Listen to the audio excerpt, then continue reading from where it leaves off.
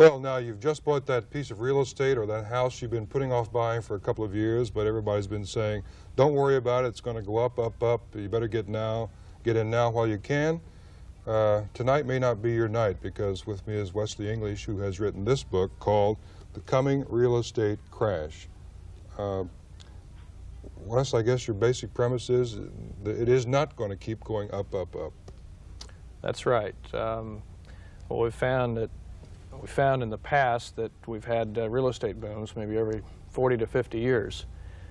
And at the top of these booms, we found that everyone is optimistic, prices are going up very rapidly, and each has always ended the same way. We've had a crash, and by a crash, I mean the average home goes down at least 50% in value, and in areas of extreme speculation, you find homes perhaps going down to even one-tenth of value for a short time. Well, now, when was the last major crash in this country for real estate? Okay, the last major crash peaked, or we'll say the boom peaked in 1926. So the crash actually began in 1926 and went down, almost completely crashed by the time the 1929 stock market crash occurred. Mm-hmm. Incidentally, that particular crash, we discuss it in Chapter 3, I think it is, and it's called the Florida land boom. Mm-hmm. And the reason we entitled it that is the most speculative area, or the places prices were going up the fastest and really reached the highest prices were in Florida, right in the area we are now. We're talking here early fall 1979. When's all this going to happen, according to your timetable? Okay, it could be happening now. In other words, places of California, the western suburbs of Chicago are dropping right now. Real estate is moving a little slower, but that's primarily because of the tight money situation, which may be with us for some time or may not be very long. But it may be happening now. It may not actually happen for until 2 years from now, but it would definitely happen, from everything I can tell, would definitely happen within the next 2 years. Are there spots in the country that will be crash-proof? You know, we hear that Florida, for example, is kind of depression-proof, mm-hmm. Recession-proof. I'm not sure it's true or not, but I do hear people say that. Well, Florida is an interesting market, and as I mentioned to you before I came on, I just got in last night, and I haven't been able to totally update. So you're not figures. an expert on Florida until tomorrow? I wish I were. Right, maybe tomorrow. It'll take longer than that. Okay. But Florida has been out of phase time-wise with the rest of the country. And I think for this particular crash, it may work to Florida's advantage. The condominium market, for example, was very soft here 2, 3, or say 3 years ago. And it's booming quite well now and hasn't really reached extraordinary levels. So I do think the crash will hit Florida. Florida will not be immune. Mm-hmm. But what could happen, if we're not already having the crash, we're having the crash now, things will go down in Florida, but they won't go down nearly as much as they will, say, in California. But if we don't have the crash, say this full 2-year span occurs before the crash, I think then you'd have Florida in a position to really crash because the condominiums would go up. Okay, well, now comes the big question, the climax of the whole thing. I come to you to find out what to do with my life savings that I must have to survive on.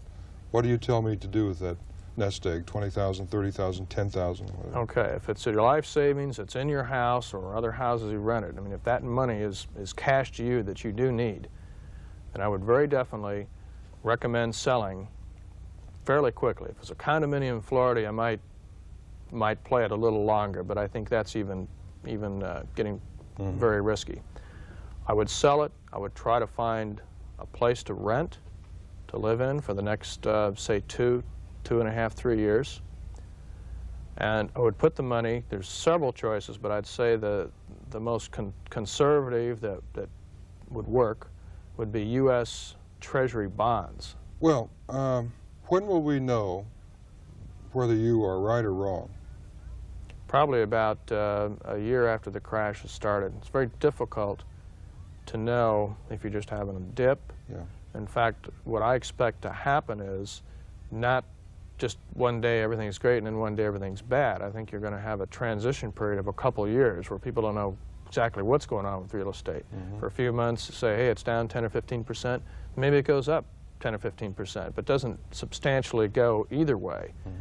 And then I think you'll see the crash, and it'll be very obvious, but it'll be too late to do anything about it at that time. Any signs we can look for to see that it's underway or that it's coming? What the average person can watch? The signs, you can see more houses going for sale, taking longer to sell, which you're seeing now, but there's some short-term problems for that. I mean, that's why it could be happening right now, or could have maybe even started a few months ago. Right. You can see if prices don't go up for a period of time, or maybe even a better indication if you can watch several areas, maybe just in Florida, but maybe in a couple other states, a couple other areas of the country, and you can see certain areas having problems. It's a indicator to me to see the western suburbs of Chicago have dropped in price 10% in the last over the last year. Really? Now that's not a real estate boom. And what happens, you have enough people speculating that own extra houses or condominiums that will get impatient and don't have cash flow. A lot of people don't have their condominiums they own rented, and either have to sell or feel like maybe they get impatient and sell. But it doesn't take too many extra sales when you don't have new buyers coming on to depress the market. Right. Well, okay. Once again, I'll show you the book so you can look for it. It's called Coming Real Estate Crash, and has this, there it is, green cover. So the bookstores, I presume. And Should be. I guess I hope it doesn't come true, but we'll have to watch and wait and see. Wes English, thanks very much for being with us. Thank you, Joe. Enjoyed it. We'll be right back.